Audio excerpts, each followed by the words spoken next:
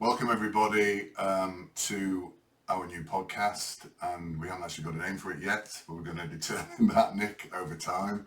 So this podcast has kind of come about because I've known Nick now for 2 or 3 years, possibly longer. We met during COVID. As you probably know, Nick is running to be the mayor of Manchester, and I know Nick personally. We talk a lot, and what I have seen when I've seen him on various podcasts or interviews or whatever, a lot of the real Nick, the Nick that I know when we meet and talk as friends, hasn't really been transparent or visible in those conversations. And I said to Nick, we were at a do the other day, and I said, you should do a podcast, because in a podcast you get a chance to talk openly for longer on subjects about things that are of interest, but also you wouldn't be talking about politics, you wouldn't be talking about London, you wouldn't be talking about Rishi Sunak, Keir Starmer, all those things. You'd be talking about things that really affect people on a day-to-day basis in life, and the things that I see in my career, the things that people really talk about rather than anything else. So I thought it would be a good idea to just have a chat. We have a chat on a weekly basis for a half an hour or so about subjects that I've seen out there, and maybe subjects you've seen out there that you know of interest to all people, not just a select and elite political few, basically. So that's the rationale behind the podcast. So thank you for joining us. And I guess, Nick, if you're happy, we can kind of kick straight off into a subject. So I thought that for the first subject, and I'll stop looking at the camera now, I'll look at you.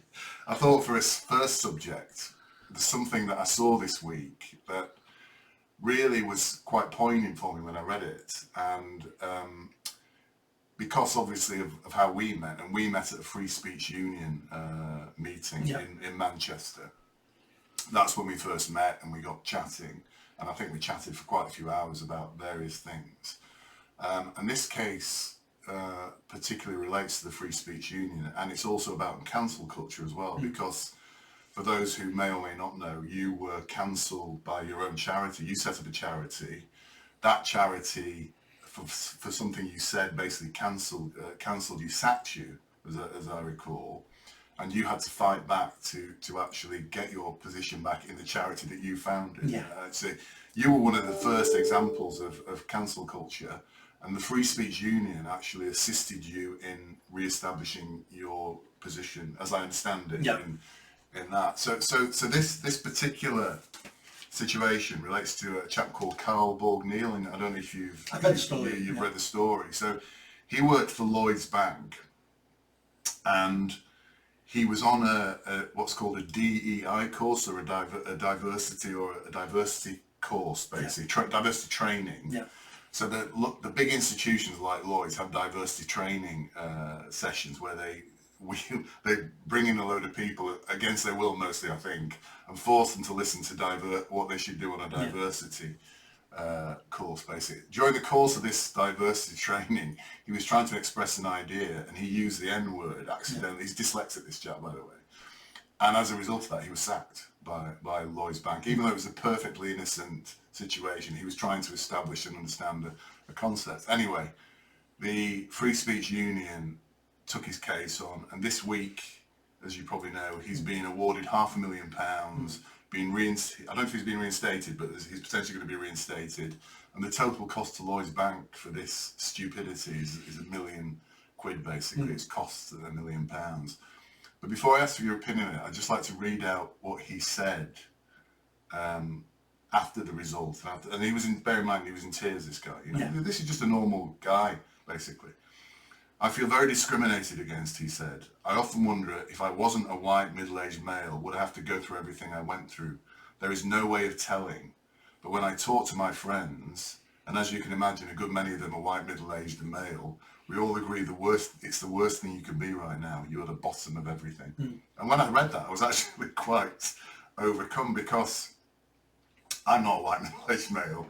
You're younger than me, but you are a white middle-aged male. But when he actually says, a good many of my friends are white, middle-aged and male, he's almost embarrassed to say that in this statement, which I found quite saddening. I felt quite sad, even though he'd won and he got that. The fact he said that he was almost apologetic about it, you know. So I read that and thought about the free speech union, thought about you and the council. And I'm interested to know what your thoughts on this are, basically.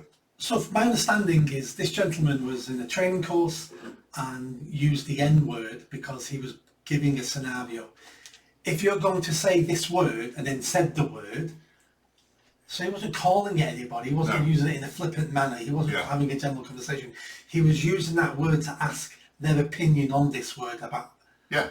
And he got fired for using that word. Yeah. But if he'd have been a black man singing, yes, using that word in Lloyd's Bank, yes, he'd have been absolutely fine. Yes, he would. Yeah. Now, a funny bit of this, or if he'd been a customer in Lloyd's Bank coming in, a black customer coming in and using that word, the same thing would have happened. It would be fine. Absolutely fine. Yeah. Absolutely fine. Now, what's quite ironic about this word now, the N word, and I won't say the N word because it's YouTube and things like that. Is it's well, not only this is the ironic bit, it's cultural appropriation. Yes, is it? White people created the word, the N word. Yes. White people created it. Yes. And black people stole this word off us. Yes. Now they can use it and we're not allowed to use it. Now if you want to talk about cultural appropriation, there's a prime example, the N word. No, it's stupid, but isn't it true? Yes, it's stupid, true. But it's true. Yes, it is true. Yeah. Yes. Now this poor man used that word asking for, as an example in a training course about diversity. Yeah. If you can't use that word in an example in a diversity training course, when can you use it? And the answer is, if you're white, you can never use it. Yes. It's not your word. Yes. The N word now is a magical word. It's a powerful word. Yes, very powerful. Yeah. Only certain people are allowed to use it. You can call your mum that word if you're black. You can call your friends that if you're black. Some white people who've embraced black American culture can use that word. Yeah. But on the whole, not many, but on the whole, it's only a word that can be used by black people. Yeah. Now there's privilege in itself. Yes. Yeah, that's good. But also, you've got to ask your question, if this word is that offensive, and I would say it probably is offensive. Yeah, I think it is offensive. If it is that offensive, why is it okay for certain people to call it themselves and call it other people and be applauded and win Grammys and win awards and win music awards by using that word that everyone else says is a disgusting word we never should use? The hypocrisy on this word is astounding. Yes. Absolutely astounding. Yeah. And that poor man, I'm glad he's won. Yeah. And I think the lesson of this to these multinationals will be, you've got to be careful now.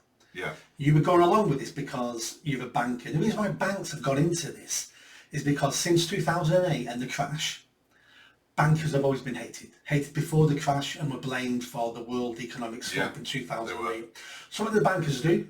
They didn't cut their bonuses, they didn't cut their profits, they didn't bail anybody out. But what they said was, we're going to go a bit woke.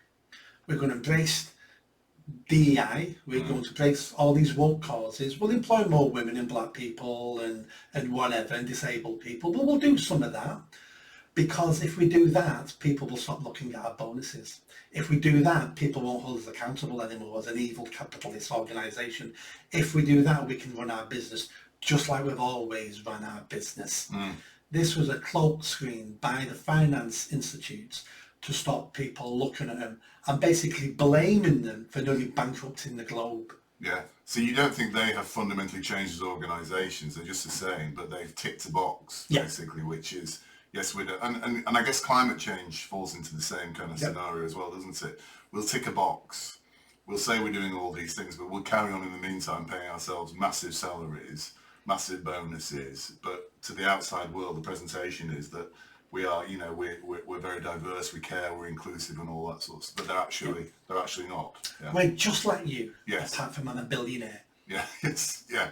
And I think the point about the use of the word, and I get all that, but in terms of his views, Carl Borg Neil's views about his position in society now as a white middle-aged man, do you think his observation or his belief is that accurate at the moment? It's been accurate for several decades. Right. That's been true for several decades. This Victim Olympics we seem to be going through at the moment. And for people who don't know, the Victim Olympics is basically, if I can claim that I'm a bigger victim than you. I get more brownie points, which means I'm more important than you. Yes. That means I can get away with more than you because I'm a bigger victim than you. Yeah. And some of those things started off in the 60s with, I'm a woman. You're persecuting me because I'm a woman. And then immigration started in the country. Then it was, we used to call it, people got a chip on the shoulder, or you're playing the race card. Yeah. I've got Asian friends from school who would play the race card all the time and say to me, that worked, didn't it? Yeah. Yeah. Because humans will cut corners when we can, and we'll use what's to our advantage. That's just human nature. Everybody will do it. I think that's true. I'm half Indian, as you know, and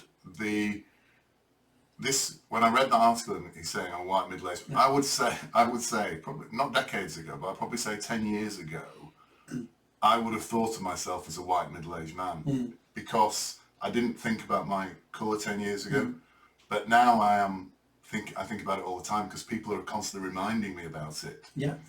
Because it's just on the television. Everything all the time is about race, colour, victims, oppressors, and the oppressed, basically. Yeah. So I was almost after born in the 60s, raised in the 70s and 80s. At the end of the 90s, I would say, suddenly my colour came back into focus, if that makes sense. And it really wasn't in my head at all. I would be occasionally surprised if somebody reminded me what colour I was. But now, it's there all the time. And yes, of course, you are tempted on occasions to use, I don't, but I think one is tempted to use the colour to your advantage, which is human nature, isn't it, at the end of the day? Yeah. If you've got an advantage, you would do that, wouldn't you? Yeah. I've got a personal friend of mine, and their daughter is in her 20s. That's not early 30s now, but she's been doing it for 10 years.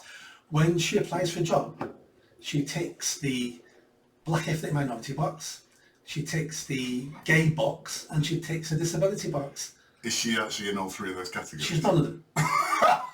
And when we had this conversation, and she gets called to every interview she applies for. Yeah. Doesn't get every job, Yeah. but gets most of them, Yeah. but gets called to interview every single time. And when we had this discussion a while ago, a couple of years ago, I said to her, "Aren't you worried that someone's going to pull you up on one of these boxes?" And she says, "Who's got the balls to do that? Yes. Who's got the balls to say, are you really an ethnic minority? Yes. Are you really a lesbian? Are you really disabled? Can you prove any? Who's got the balls to do that?" And the answer is, no one's got the balls for that. Yeah. And she said, "I tick those boxes and I dare them to challenge me." Yes. She was like, no one's ever done it up to now. Yeah. So she's worked out as a white straight woman, who's always got a bit of a tan, because everyone sells tans now. But she's worked out she can also jump on this bandwagon with no membership, knowing the people who enforce this membership are all cowards anyway. Yes. And that's very interesting because there have been cases in America, haven't there, of people pretending to be ethnic minorities. There's a woman who pretended to be black, who wasn't black at all. Yeah. And there's a senator, I can't remember her name now, who pretended to be American Indian, half American Indian. And they've both been exposed as basically frauds, but they did it for years. Yeah. Not just built their careers on it. Built their careers on it. Built their careers on that appropriation, effectively, at that point, which we were talking about cultural appropriation earlier, weren't we? And those people are exactly the same people who would say black people are persecuted, Native Americans are persecuted, all these people are persecuted. Yeah. But if they're persecuted, have we ever had a time before where a persecuted group in the world, we had other people pretending to be them, to be persecuted? No. Were Nazis ever pretending to be Jews? Were the Ku Klux Klan ever pretending to be black so they could drink from black water fountains? Yes. These things never happened. And they didn't happen because there was no advantage at that point. Yes, exactly. There was no advantage to being black or American Indian. But your point there is, and it's a very important point, there is an advantage now, isn't there? There is an advantage. And that all ties back again into the diversity card or the DEI thing, really. So one of the other things I wanted to talk about today was the case, and I know this isn't related in the UK or whatever, but the case in America of Claudine Gay, who was the president of Harvard, a black woman who was the president of Harvard and who had to resign, I think this week or last week, I can't remember, as a result of comments she made about the Jewish situation, because she was asked the question, if somebody called, and this is, if if you think about this is actually quite horrendous. If somebody calls for the genocide of Jews on the Harvard campus, would that be in contravention of Harvard rules? Or I can't remember the terminology, but rules and policies, And her response, which is staggering to me, unless I'm missing something, was it depends on the context. Yeah. And you hear that and you think, so you've got somebody in Harvard, a protest saying all Jews must be killed, and they're not penalised or punished for that by Harvard, dependent on the context of how they say it. But is there a context to saying something like that? No. I watched those 3 university deans, or whatever they're called, of those 3 top universities, all give the same answer. One of them, not the black woman called Gay, but one of the others, was grinning and laughing as she was saying. Yes. She looked evil. Yeah. The black woman looked stupid, yeah. but this white woman looked evil. It looked like she was getting some out of it. Yeah. It all depends on the context. Yes. She was almost smug, wasn't she? Yes. She was almost pompous. Yes. In that. I saw that, the lady you were talking about. And she got sacked. Yeah, she got sacked. There's only one left now. 3 women who gave those interviews, only one is still in position. Yeah. And we'll see if she keeps her job. The gay woman, black woman, she didn't resign because of what she said. She resigned because the university lost 100 million in donations. Yes. And those people who were donating to the university must have said, no more money off me if she's in post. Yeah. So she lost her job for finance reasons. It wasn't Yeah. because of what she said. And I think that's one of the few things that turns these things in the correct direction, aren't they? In fact, money. I think money is a big influencer here. Yeah. And for a long time, the money has been going in the direction Yes. of the DEI thing. Yeah. Situations like this create a shift in the other direction. And I think one of the big donors is a guy called Bill Ackman, who's, I think I sent you the article about him. He's a Harvard alumni. He's a billionaire, a hedge fund manager or something like that. I can't remember what he does. And he is the one who's said, I'm taking away my contribution. And he wrote a really good article. I actually extracted, I think I sent you some quotes from it, about DEI and how it's been corrupted and twisted into something very different to what it is. Because what he's basically saying is, basically, if the only racism now is directed against white people and Jewish people. That's basically what he's saying. So, and that's the only acceptable racism now.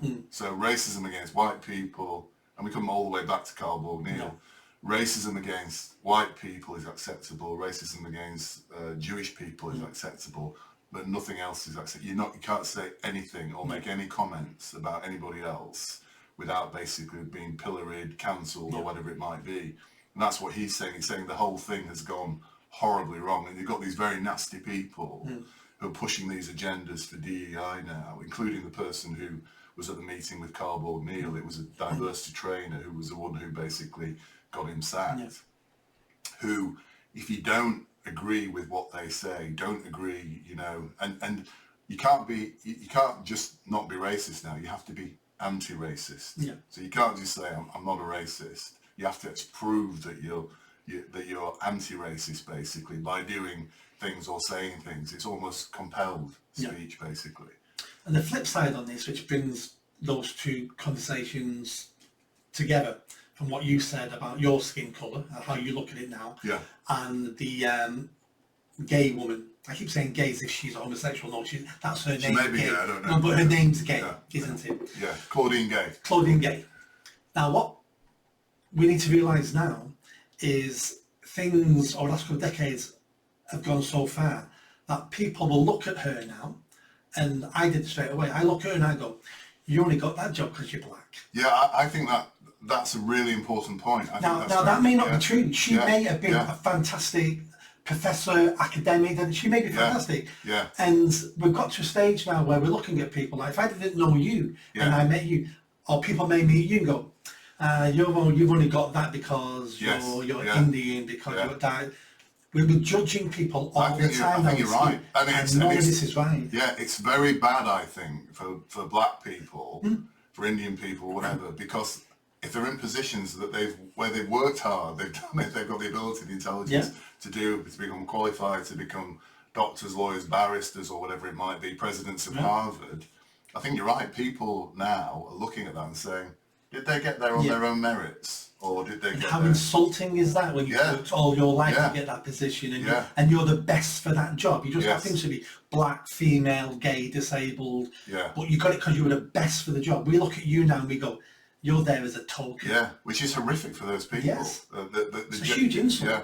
I mean, just actually speaking about Claudine Gay, she wasn't a stellar academic because part of the issue she was sacked was she'd only done in a 26-year career 11 academic papers, and of those 11 papers, I'm trying to remember now, but I think half of them had large elements of being plagiarised. They found up to 50 incidents of plagiarism in her work. Yes, yeah, and I think that kind of then does actually demonstrate this happens. Yes. Because Harvard is the most prestigious university in America, and they've ended up with the president of Harvard being somebody who isn't that academically qualified or academically, the integrity isn't there in the academia, but she got that role basically. So there was a story in Harvard, I think it was last year, 18 months ago, Harvard Law School. Harvard Law School send their trainees, their students in placements into the Washington DC court district scenario. So judges will take 2 on and they'll be their helpers and things like that. 18 months ago, the judges of the Washington DC district said to Harvard, we don't want any more of your students. They're too lazy, they're too woke, they don't know anything, they're too big. So even when you go to Harvard Law School now, you come out with degrees that judges and people in the field actually think you're a waste of time, because they've watered down the people coming in and mamby-pamby them so much, they're not fit for purpose. That's what all our universities are doing to our students. And if we come back to the British universities, and we come back again to what's been happening in the Middle East with Israel and Palestine, what we're seeing now is, and again, this is something I'm interested to hear your views on. When I went to university in the 80s, the university was a place of free speech, and we had all sorts of people demonstrating about all sorts of things. There was a very healthy debate, very strong political societies and things like that. I get the sense now, and you may know more about this than me, that there's a very homogenous view now in universities. You have to believe in certain things, and if you don't believe in certain things, then you're expelled from the university, or you're not allowed to be involved in it. And they've changed from being what I would call a very free speech driven, a very libertarian and open environment, to a very kind of almost not insular, but kind of very oppressive environment. But if you don't say the right things, you are out of favour. And my son, who's just left university, he told me he was at Newcastle University. He said the environment was very much like that. If you didn't have certain views about certain things, it was actually frowned upon, and you were excluded from certain, a lot of situations. I mean, is that your kind of understanding of what's happened in British universities? It is. It might be a sweeping statement. That Yeah. Luckily for me, I didn't go to university. I had a place in my late teens, and I went travelling around the world, came back and said to myself, what the hell am I going to university for? I don't know what I want to do, so I never went, which is probably a blessing. The big mistake that happened to universities is because they changed in, the 1990s. They went from being an institute of academia to a business. So before, they didn't care about upsetting students, because we're here to seek the truth. We're here for knowledge. We're here to better mankind. That was their driving force. Suddenly, with £9,000 courses, they became businesses. So professors, all the departments are going, oh, my wages are going up, my pension's looking better, as long as we keep all these students coming in. And we don't want to lose students, where before we would fail a student in the first year, second year, and kick them out because you're taking the Michael here and you're not working hard and you're going to ruin our reputation if we give you a degree, you're out. Now that person is a blanket strapped around them. It's like, oh, you're failing, we'll help you, because all we want is you here for another year because you're worth £9,000. So now we've got a friend, a joint friend called the EDI jester. Yes. Barry Wall. I meant to great mention guy. Barry before because he was at the He said something once that's always stuck with me. He said, the problem with universities, in the olden days, so pre-90s, he said, the product of a university was the student. That's what universities produce. They produce educated people. They produce the student. Now, the student has become the customer, and everything revolves around that. So, hence why we have safe spaces, trigger warnings, because you run a business. You want your customers to be happy. You don't even care to a certain extent if your customers are right or wrong, because they're the customer. Yeah. And as long as you want to keep taking that contract off them, then unless it damages your business, but you'll keep that customer happy even when you know what you're doing for them is a load of rubbish. You'll do it because they're paying you to do this. That's what's happened to the university sector. So students now have far too much power. We've got far too many university courses that are absolutely worthless, completely worthless. And we've set the whole scheme up now like a Ponzi scheme. We're getting 50% of people now going to university. The degrees, the value of degrees are going down and down and down and down. As an employer myself, it was a decade ago, I stopped looking at degrees on applications because I realised a degree tells me nothing anymore now. I've hired people with degrees who can't even write English, who have no communication skills, who can't think, like, and you've got a degree? So now I've stopped looking at degrees because it tells me nothing. Where 50 years ago, getting a degree in any subject told an employer, you're this intelligent. Yes. You've got quite a lot of competency skills. You might not know anything about that business, but you proved you can learn to a high level. That was the purpose of a degree. That's all gone now. Universities are going to collapse. Yeah. Because we're building up debt, and 85% of students who go to university never pay off the loan. 85%. So who picks up that bill? Yeah. Me and you. Yeah, that's And true. I'm not even been. Don't know why I'm paying for it. But taxpayer pays the bill. There was a report out last week in the paper. I can't remember the figures now, but there were so many businesses in the UK saying from this year, we're not asking for workers now to have a degree in these fields. Yeah. Because they're worthless. And I think what I do now, more so, I mean, I do still look at the degree and I'm interested in professional qualifications like chartered accountancy or legal qualifications or things like that, where I know there's a level of integrity.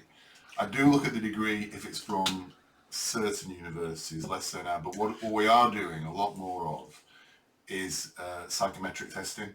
So we actually test their skills with an objective psychic, then it tests numerical skills, literacy skills, all those things to quite a depth.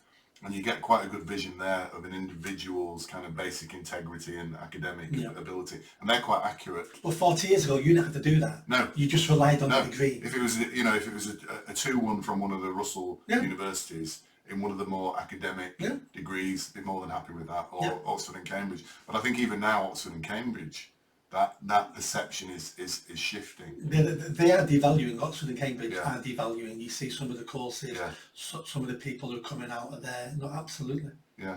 Just talking about tax, and this is prompting something I wanted to talk to you about as well. I mentioned this to you on the phone. So last week, and I'm not sure why, because it doesn't normally happen, but I had 2 charities coming to my door, and I know charities are close to your heart.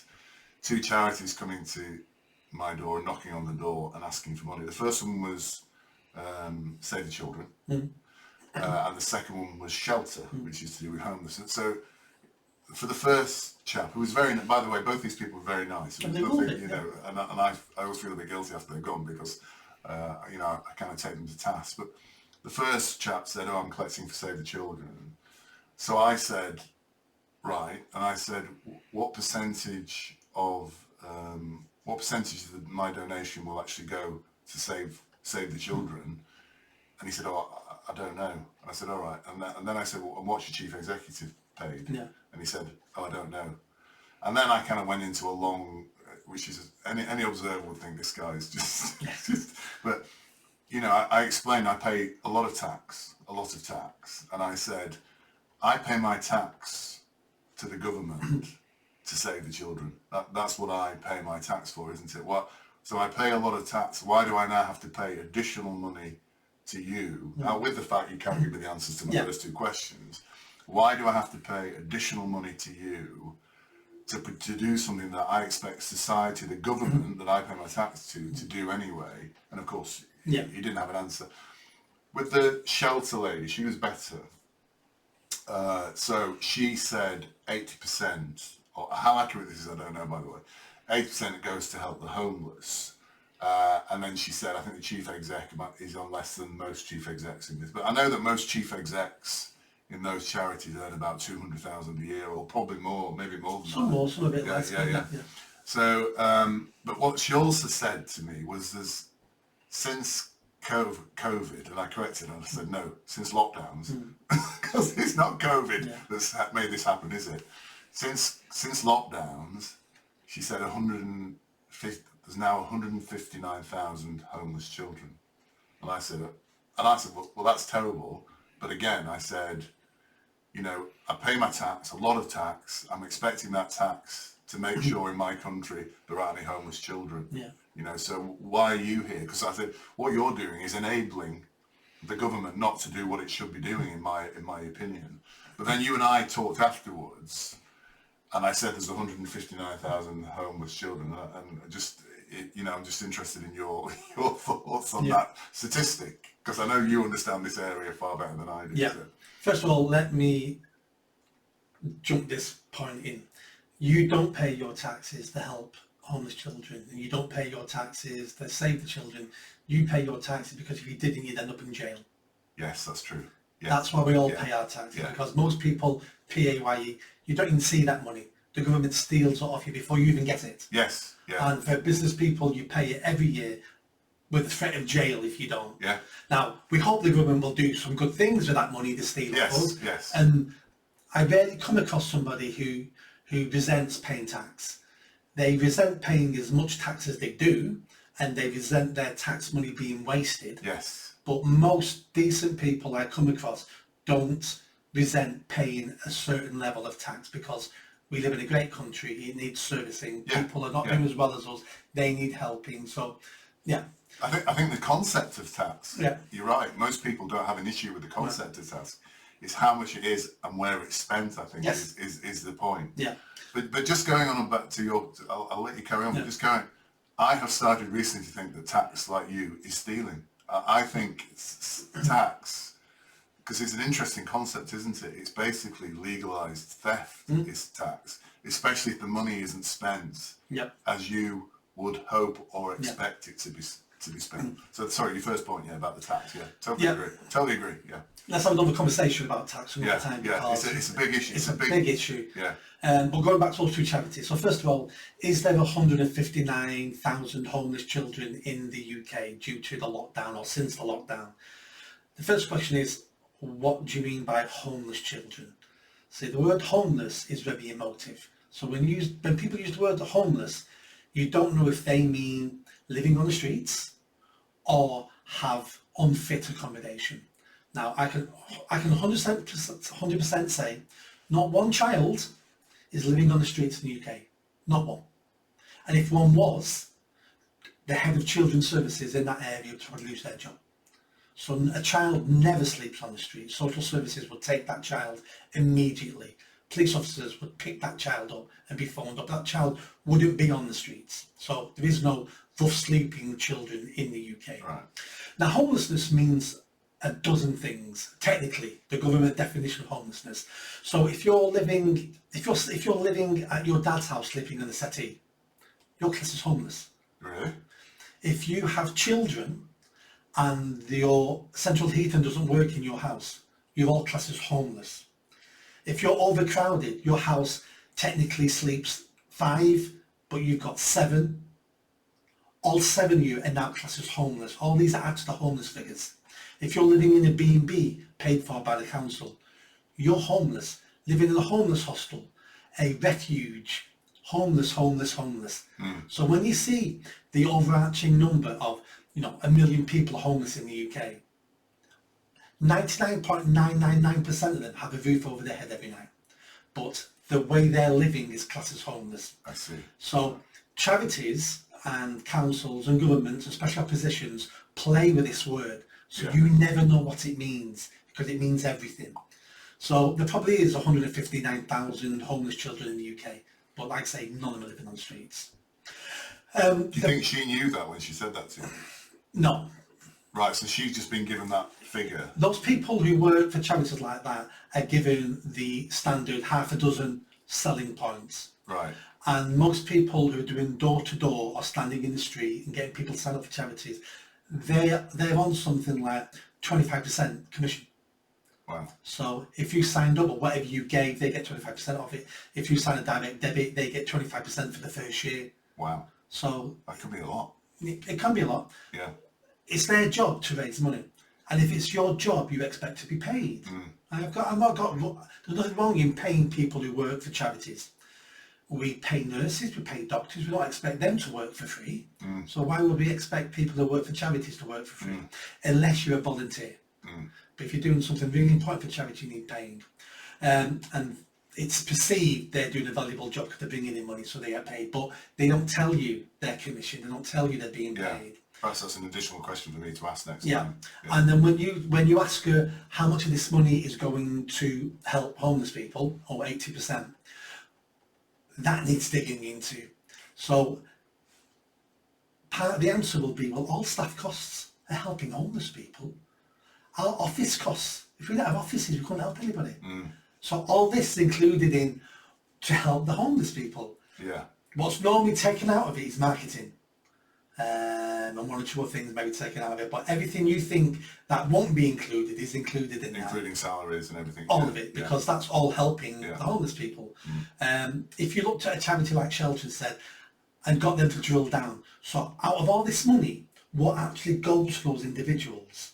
The answer would be zero, because Shelter doesn't give money to people. Shelter is creating projects, doing stuff to create the right environment to help people. So it's a really hard thing to define, hence why they're always wishy-washy about it. Yeah. Because the general public couldn't understand that nothing really goes to the homeless people. But if they didn't create a shelter, those homeless people would have nowhere to go. Yeah. So it's very complicated, but people dislike charities quite a bit. The huge charities, the multinational charities, like Shelter, Save the Children, all those ones, Oxfam, are absolutely huge. They're multi-billion-pound charities. Yeah. I actively tell people don't donate to those big charities. Yeah. Because a lot of your money is not wasted per se, but you're basically funding a multinational. Yeah. And their CEO will be on $250,000. Yeah. Oxfam's got private jets. Oxfam is that classy. When they were helping in Haiti, their staff were raping women. In Africa, they were having sex with children. This is the staff we're paying Oxfam to send to those places of abusing the natives in those places. So these huge multinational charities absolutely don't ever give them your money. If you want to help a charity, I tell people all the time, help local and help small. So find out what's important to you. Is it cancer? Is it children? Is it animals? I hate people giving all their money to animals, but it's your money, you can do what you want with it. Find a small local charity that does frontline work, that will rescue animals, not just do campaigns about it. They're actually doing something in your area. In your local area, in the northwest, or in the country, and who are doing actual work on the ground, and you can fund them. And they'll spend some of that money on wages, but so they should, because that's what gets the work done. But if you're sending your money to the big nationals, it's something like 80% of all charity donations in the UK, something like 90% of the donations go to 10 charities. I mean, I've actually stopped giving money to charities, but that's only because all my views have changed in the last probably 5 or 6 years, I'd say. I think they were just changing before the lockdowns. The lockdowns kind of solidified all my thought process, and I've started to question everything now. So all the things. So we had a number of charities we would give to on a monthly basis. We will be doing all the right things then, but charities are kind of one of the casualties of for me in that, because I started asking the questions you're just talking about, and maybe uncovering exactly the same things. And of course, you then see the publicity about Oxfam and what happened in, you're right, in Haiti and all those horrific things, and you realise a lot of this is just, again, just absolute bullshit you're being fed by so many people about these things. It is, and there's quite, not all charities, 'cause I've worked with some amazing charities. Yeah. The smaller they are, the better they seem to be.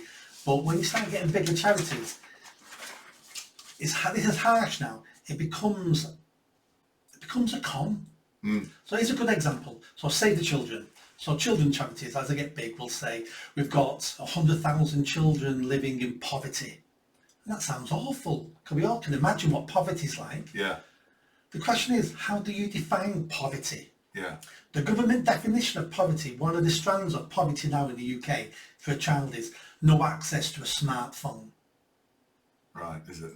So if you've got, I know adults who won't buy their children smartphones. So technically they're living in poverty. Yeah, yeah. And what these charities always do is when they start looking like they're getting close to solving the issue they're set up to do, they then move the goalposts. Yeah. So who can go against ending child poverty?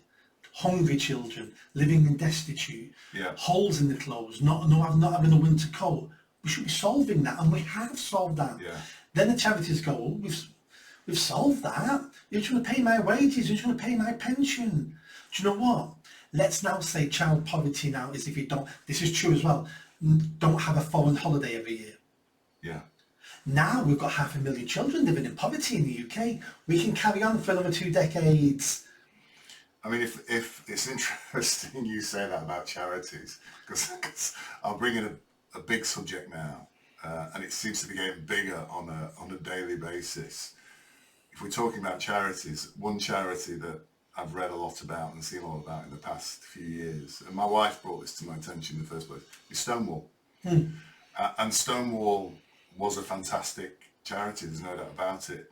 When it started, it did a hell of a lot for gay people, lesbian and gay men. And I think that problem, although I don't mean the problem, but the discrimination against and all those issues, I think a lot of that was resolved in the 80s and 90s by Stonewall, but then they started to run out of rationale, didn't they, around that time? And we can pinpoint that date. Oh, can we? We can pinpoint that date was when gay marriage was legalised in this country. Yeah. 2014. All right, you know this So stuff, yeah. all of a sudden in 2014, in Manchester we had the Lesbian Gay Foundation. In 2014 they called themselves the Lesbian Gay Trans Foundation. Stonewall did exactly the same. All the fights were over. Yes. I'm actually against gay marriage. I think that was a step too far. Yeah, yeah. But once they got that... Sorry, I'm not agreeing with you against gay marriage, Yeah. by the way. But and for the clarity of our gentle listener, you and I don't agree on anything. No, of course we don't. And it'd be a boring world if we did. Yes, it would. But one of the great things about you, Nick, is when we disagree, you're happy to have the discussion and the debate around that. And I think that's fantastic. I'm hoping to learn something new. Yeah, but part of the problem now is, before we carry on with the Stonewall thing, is people don't want the debate anymore, do they? No. If you actually say something that they don't agree with, it's kind of, well, you're not fitting in my bucket, which is this. Therefore, I'm not going to talk to you. I'm going to call you a fascist. And if you're not on my side, that means, and I'm a good person, that must mean you're on the wrong side, who are the evil people. Correct, yes. So therefore, you're not just wrong now, you're a wrong Nazi. Yes, correct. And that's how we divide people. Well, again, going back to Bill Ackman, what a lot of people have saying now, a lot of these observers on what's happening, you're either the oppressor or the oppressed, basically. So if I don't agree with you on gay marriage or whatever, if you don't agree with gay marriage and I do, because you're an oppressor now. You're a brute, and I'm not going to talk to you. I'm going to cancel you. I'm going to tell all my friends that whatever. There's not a debate about it. So when actually you would say, if we were in the pub talking about this, and you said I don't agree with gay marriage, I'd say, well, I do. Why don't you agree? And then we'd have a healthy debate about it, as we did the first time we met. We covered a lot of topics and had a lot of interesting discussions. But I'm interested in knowing why there are various topics, aren't there? There's gay marriage, there's abortion, there's trans, all those things. For me, those are areas for debate and discussion, not for being condemned if you don't agree with them all, because there's a little tick box, isn't there? You've got to agree with everything about trans. You've got to agree with everything about gays and gay marriage. You've got to agree with everything about race and oppression. You've got to agree about everything about, you know, white supremacy and all that sort of stuff. And if you don't, you're cancelled. You're a Nazi. You're a Nazi now. You're a Nazi now. Anyway, so going back to Stonewall. So Stonewall realised that there was no more fights to have. We've got pure equality now. We've got even marriage now. Yes. I'm out of a job. CEO of Stonewall's going, I'm on £250,000 a year. Yes. Have you seen how great my pension is? I'm not ready to retire. We need another fight. Oh, I met a guy last year dressed like a woman. He was a bit upset. We're now for trans. So they just jumped on another bandwagon. It's called forced teaming. So forced teaming is an idea that... Forced teaming? Teaming. Yeah. Which is an idea that some other group has done all the groundwork and all the heavy fighting and has taken casualties and as one part of the war, and all of a sudden you come along with your new ideas and you jump into their team because they've already winning side and they've already broken down many of the barriers. It's called forced teaming. So when the T jumps into the LGB, that's called forced teaming. And then everything was about trans then, because there was no more gay fights to have. And that's what happened from 2014 onwards. And I think you're right. They're all the chief execs and all the employees are on big salaries. But forced teaming on I call it maybe on the shoulders of giants. It doesn't really matter. The original people who set up Stonewall did fantastic things with no payment, no whatever. They were actually doing it for the right reasons. And then there's this very institutionalized organization, Stonewall, in the 90s, which then says, right, how do we keep going? What do we have to do that? But they get funded massively as well. They came up with a great grift, which was saying to multinational companies, we're going to inspect you. And if you're a good company, we're going to put you on our best 100 list of LGBT-friendly organisations to work for. It was basically a gangster shakedown. Hire us to do an inspection, or we're going to tell people you're not going on our list, which automatically means you're anti-LGBTQ. It was a mafia shakedown. When mafia just go up to people going, I'm selling insurance for your shop, they don't need it. You need it. It's a shakedown. And going back to your point, if we go right back to your point about the banks, the banks again presenting themselves in a way that people will like us. We'll sign up to this. We'll sign up to Stonewall's diversity, inclusion and equality side as well, because that will make us look good, won't it, basically? And the climate thing is another example for me of that, basically. Show your credentials by signing up to the climate change, whatever it might be. You know, toss a little bit of kind of money in that direction, but carry on doing what you're doing to make the money, basically, and everybody will be happy because we've ticked all the boxes. And if you shake the shiny keys, look at the keys, don't look at what we're doing, look at the keys. That's what they're doing. And then again with Stonewall and all these organisations, they've also then recruited and trained a class of activists. So even when they got gay marriage, and that should have been the end, all the activists go, we won. What's the next fight? Because that's what I do. I'm an activist. I've trained all my life. I've got a degree in activism now. I'm being paid to do this. I want to fight. I want to be Gandhi. I want to be Mandela. And we've trained this whole raft of people who only know how to protest and be activists and fight for something that someone tells them they should be fighting for. But the problem is, for me, these protests, so you're seeing it now with the Palestinian protests for the LGBT, for the trans thing, all that sort of stuff. They're out protesting on the streets, but who are they protesting against? Because they are the establishment, aren't they now? So for me, the trans thing, Stonewall, the Palestine, the anti-Israeli or anti-Jewish marches, all these big, even the guys who sellotape themselves to the road, Just Stop Oil. They, to me, look like the establishment, So who are they protesting against, or what are they protesting against? Because nobody's saying to them, oh no, we don't think that's good. There's not gangs. I mean, there's this catch-all phrase now, isn't there, white supremacy? Yeah. But where are the white supremacists who are marching on the street, fighting with these people? There's nobody there, is there, fighting? They're almost shouting into the abyss, aren't when they? they use the phrase now, white supremacy, they don't mean what me and you think they mean. And this is part of the problem, is different groups are using the same words, but it means different, has a different meaning to them, what it does to it. So white supremacy to us are basically neo-Nazis. Yes. Yeah? That's not what they mean. Well, that's what we knew it as when we were young. But when they use that word, they don't mean that. Yeah. They mean white supremacy, meaning the benefits to the world and our country, and the way our country is run, and the founders of our country, and our laws were all made by white people. Yes. So therefore, this is a white supremacy country because whites have classed themselves as supreme and done all these things. And as a black or Asian person living in this country, under this white supremacy regime that white people have created, it's like, well, no shit, Sherlock. It's a white continent. White people have created all these things. Yes. You or your parents or your grandparents or your great-grandparents, they're the ones who brought you here. Yes. No one has brought you on slave ship. They brought you here. Why? For a better life. And do you know what, mate? You got it. Yeah. Your life might not be great here, but it's better than where you came from, your great-great-grandparents came from. Yeah. Yeah. That's what they mean by white supremacy. That what they want to do is tear everything down and rebuild the modern world using equity.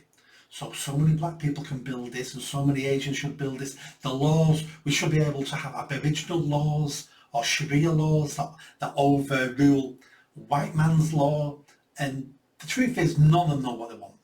All that they know and all they want is to tear everything down and build it all up again, because they think they can build utopia. They think they can build paradise on earth because they're clever enough to do it. I don't think they are. It's taken us 20,000 years to at least to get to where we are today. And we've got some blue-haired, fat, lesbian student thinking, let's burn it all down. By the way, there's nothing wrong with having blue hair or being a lesbian, just for clarity. I didn't say that. Didn't say that. But they're the type of people who shout this. Yes. But they think they know better than 20,000 years of history about how to build a society and how to create law and order and how to build a nation state and build communities. Yeah, but is that just... I'm not defending the blue-haired lesbian. I don't mean... I'm not defending blue-haired lesbians, but I'm not defending that particular blue-haired lesbian, but have they not been indoctrinated with this? Yep. Is this not part of the problem? It's a religion. And it's interesting. Vivek, the guy in America, I can't remember his name, Vivek Rameshwari or whatever it's called. So he was asked the whites... Good job you're of Asian descent, mate, saying something like that. No, I'm allowed to say that. So he was asked a question by a CNN reporter or whoever these, these kind of bloated kind of media organisations in America are. So he was asked the question, do you condone white supremacy? Yeah. And his response was absolutely brilliant. I'm actually meant to make some notes about it. I watched it, yeah. Did you see it? Yeah. So what he said was, I'm not going to agree or start reciting your catechisms about, your woke religion, basically. I'm not racist. That's what you need to know. And I'm not going to say, because she wanted to say, I condone white supremacy. But what he said, which I thought was brilliant, is, no, I'm not going to get involved. He basically said, I'm not going to embrace your religion by starting to chant your catechism being a religious chant. He said, I'm not going to do that. I'm not going to satisfy your organisation and the woke media around you by saying that. What I'm telling you is I'm not a racist. And I thought, that's a fantastic response, because it's almost like, it is like a religion. You have to. Yeah. You have to kneel and prostrate yourself and say the right things in order to be conforming to the religion that everybody believes is the correct way to go. And as all great religions have been, by the way, whether it's Islam, whether it's Catholicism, if you don't say the correct verses or phrases, you're expelled from that religion or regarded as a pagan or whatever it might be. And so what I'm saying is about your blue-haired lesbian is, is she not just a victim of this religious oppression, Yes. basically. Yeah. All these activists are victims of this. And you can tell by looking and speaking to many of them, they're extremely unhappy. How can you be happy thinking you're living in a cesspit and the world's evil? Yeah. How can you be happy knowing society is the best it's ever been, but yet you still think it's the worst it's ever been at the same time? And we wonder why we've got a mental health epidemic, because we're giving people two different thoughts to hold in their head at the same time. Yeah. And it's making people ill. And at the same time, we're destroying what used to keep people sane: the family, relationships, having children. And that blue-haired lesbian won't be having children and won't be getting married and won't be having a family. And we've ruined her life through thinking she's going to be, because she would rather be unique and special than conform and be happy. Yeah. Now, humans, we've always had to fight this. We all want to be individuals, but yet we all know we need the safety of the tribe if we're going to survive, because 10,000 years ago, one person couldn't survive on their own.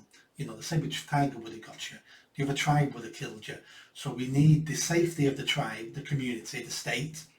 But nobody then wants to be, that's why communism doesn't work. Nobody then wants just to be a cog in the machine, just like every other cog. That's why we started using things like makeup and wearing headdresses and birds' feathers and colouring our bodies and having tattoos. We all want to be individuals, but within the confine of safety of the tribe. Now, where the line is on that, everyone makes for themselves, and I would imagine it's a very difficult line to tread. But we're competing this all the time. But what we've done in the modern era is we've told people the most important thing about you is your individualism.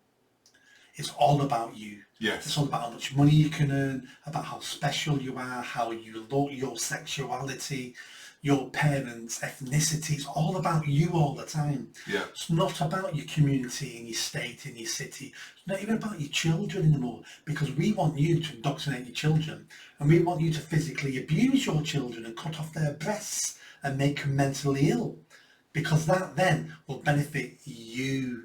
You can then have special children. Yeah. And it's all, and that's what's killing society now. It's too much individualism. But within that, and I agree with that, and there is a thing there that people want to be special now, don't they? They want to be recognised as being special, and they can be recognised as being special by being a victim, by the way. Yep. That is, so being a victim now, which was something I would say 20 or 30 years ago, people didn't want to be victims. Now they seem to celebrate being victims, because again, that victimhood makes them special within there. And again, we're flipping this onto the oppressor and the oppressed. And it's all about, as well, we're bringing that phrase identity politics, isn't it? You've got to have an identity, and you've got to have a special identity. And that special identity cannot be trammeled or compromised in any way. And anybody who tries to compromise your special identity, Nick, they're an oppressor, basically. They're not a good person. So, if you do suffer from agoraphobia in crowds or whatever, if somebody, and I've seen videos on, and I try not to watch these videos, but I've seen videos on YouTube where a policeman will arrest a woman for being, and I'm not saying a woman because a woman, it could be a man as well, but in this case it's a woman for speeding. So they're breaking the law, they may be drunk at the time, and then there's a long debate going on about, they say, "Ma'am, will you come over here?" "I'm not ma'am, I'm non-binary." I've seen the same video. It goes on for hours, and then they're saying, "I'm agoraphobic and you're invading my personal..." And it goes on and on. I think I've seen that in that video. Yes, and there's a few of them. I see, and it's kind of, rather than, and it's almost like, hang on a minute, you can't arrest me for speeding and being I'm suffering from intergenerational trauma. Correct, that was it. That was the one. I'm suffering from it. So therefore, you can't arrest me for speeding and being drunk, even though I'm endangering loads of people. And they almost believe these expressions and these phraseologies as they're describing, give them a free pass to do what the hell they want, basically. So there's that's. But for me, they're becoming the new elite. Yes. We've always had people. That sun's getting in your eyes. Let me just shut that. We've always had in society an elite. Yes. It could be the tribal leader, and he got that power by being the biggest brute and strong, and people scared of him. and then we had religions, and it was the priest class who were the elite. We've always had elites. Yes. And in the UK, you know, it would have been the aristocracy, landowners.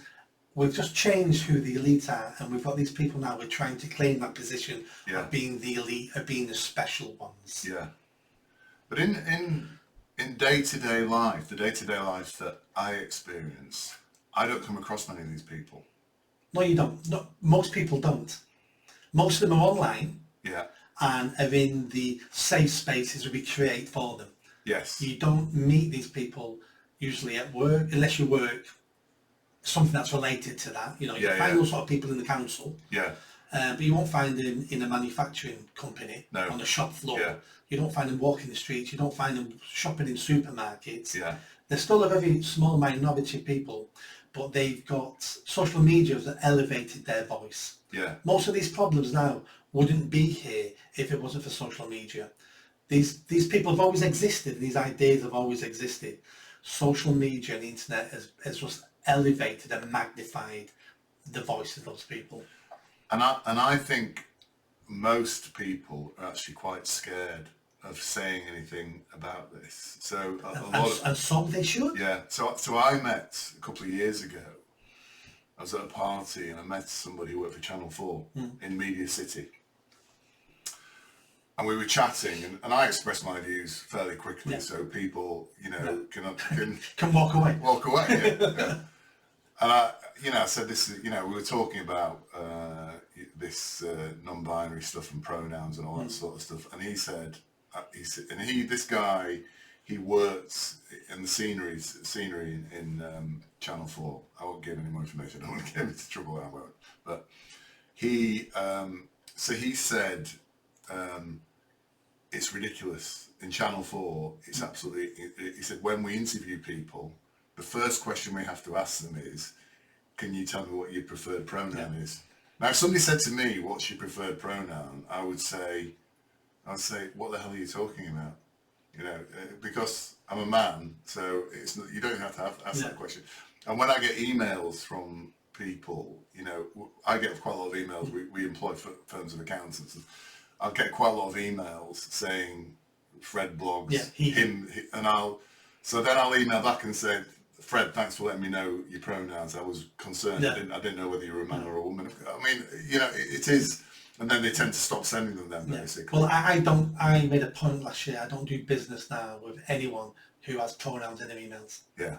I just don't. It's hard for me because we employ firms of accounts. So if one of those accountants happens to send me an email, I can't say I'm not going to do business. But I'll express my disappointment. And in fact, somebody from the Leeds University where I went wrote to me recently, a woman, and said, you know, we'd like you to come back as a, you know, as alumni who's in business. We'd like to come. What money off you? Yeah. And I said, I can't remember what her name was, Joanne. Joanne, you know something, I would have been more than happy to do that. But as soon as I saw you put your pronouns and all of that, I don't want to be involved in an organisation that has compelled speech as part of it. You know, when I went to university, it was all about free speech. The very fact you're having to put your pronouns in your emails means that the University of Leeds is no longer what it might be. So, but my point is, I actually think most of the people I talk to, when I say something to them and I'll say that's nonsense, that or whatever, they almost go, oh, thank God. And then they say, this is ridiculous, isn't it? You can't say this anymore, you can't say that. And we've ended up in a position where it's almost like a totalitarian state. People are afraid to say what they're thinking. To be fair, it's always been like that. The things have just changed. So I think you might be right. Can you imagine in the 1930s working in a company in Germany and someone coming in going, Sie Heil, and everyone around you goes, Sie Heil? Most people would go Sie Heil, because you know if you don't, you mark yourself out, you're probably dead next week. Yeah. It was only 50, 60 years ago in this country, if you was at the cinema, in the theatre, and God Save the King comes on, this PA system, you got to stand everybody would have stood up. Yeah. So we've always had those compelled things that society compels us to do, so we fit in, so we don't stand out. I'm not saying those things, obviously, the Nazi thing's really wrong. I'm sort of 50-50 on the God Save the King one, because it brings people together under, you know, a unity. That's what Sie Heil was trying to do as well. Yeah. So we need things that pull us together. Yes. But we're at a state now where our individualism means more than pulling us together.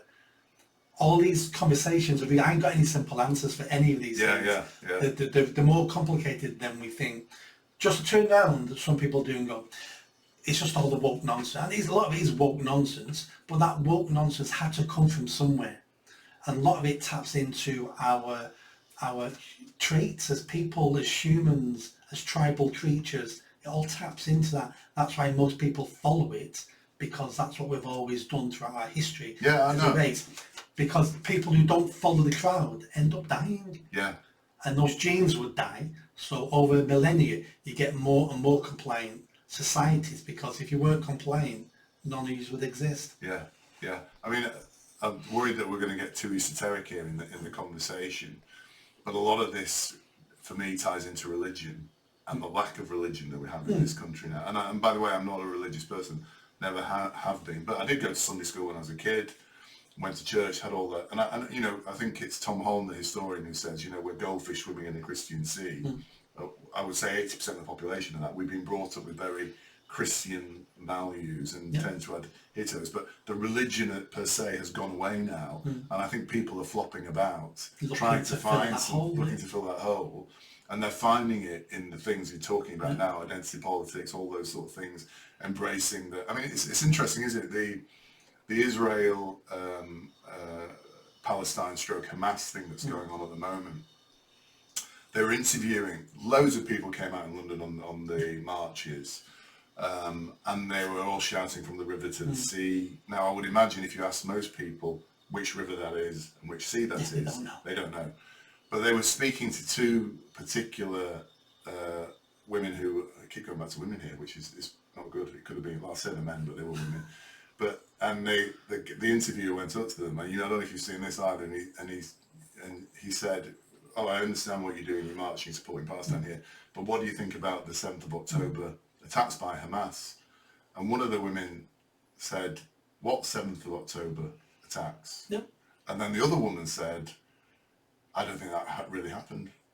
And you look at that and you think, so why are they there then? Why are they on that march when they have little or no understanding or information of why they're on the march? And again, it goes back to the religion thing, doesn't it? It's kind of, it flashes up on Instagram or Twitter or whatever. There's a march to support. Fantastic. Something for us to... It means I'm a good person. Yes. I'd be a good person. If I do, people might see me. Yeah. It proves to myself that I'm trying to help these people over here that I don't even know about. I'm trying to help them. I'm a good person. That might fill that void of my life, because I've got no boyfriend, I've got no husband, I've got no kids, my job's crap, I'm in debt. I need something to make me happy. On that march with 100,000 people, I'm going to feel special. Yeah. They're all going to support me like I support them. Yeah. And I will fill that void, even if it's only for half a day. Yeah. And it's effectively a religious experience, isn't it? Because it's the same as having a festival in Spain or whatever. On a Sunday you go out and you get in the march and you get your nice clothes and you do all that. But this is something that kind of fulfills that requirement in human beings, isn't it? It's exactly the same thing that happened 3 years ago with the Black Lives Matter marches. Yes. Yeah. I noticed similarity straight away with the Free Palestine marches.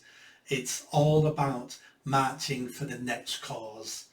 And just like Black Lives Matter, most of the people on the Free Palestine marches are just useful idiots, as Lenin would say.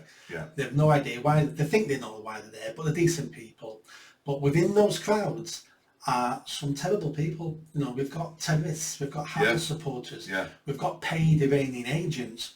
Who do you think organises and pays for all this and pays for the flags and the posters? We've got the Socialist Party, Workers' Party there, who want to tear everything down and blame it on capitalism. We've got the Black Lives Matter lunatics there. We've got the eco-lunatics there. Lunatics coalesce when they've got a goal in common, which is tearing down the West. And that's what this really is, Free Palestine.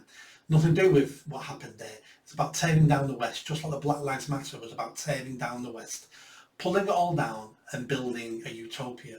And that seems to be the message I see all the time, especially from the activists. They've been convinced that we can build a better world than what we have now. Now, in one way, they're correct. Things can get better. It will get better, but we only get better in the Western world now through small tweaks at a time. We cannot change the whole system overnight because you'll end up with Mad Max. That's what we'll end up with. Yeah. People think that the natural state of the world is Boston, but the real state of the world, if we left it alone, is Mogadishu. That's what we used to live in, Mogadishu. Yeah, yeah. It's taken thousands of years to get where we are. Yeah. But our education, as we talked about, is really poor, so no one knows history anymore. Yeah. No one knows what's happened in the past. Yeah. We don't educate our students now to be critical thinkers, to question. You're not allowed to question now. You get told this at university, that's the truth. Yeah. Where before, your professors would have wanted you to question it. You know, why? What about this? And obviously your professor would know more than you and shoot you down all the time, but at least you are pushing the envelope and trying to see what's beyond that statement. Is there anything? That's what I try to do all the time.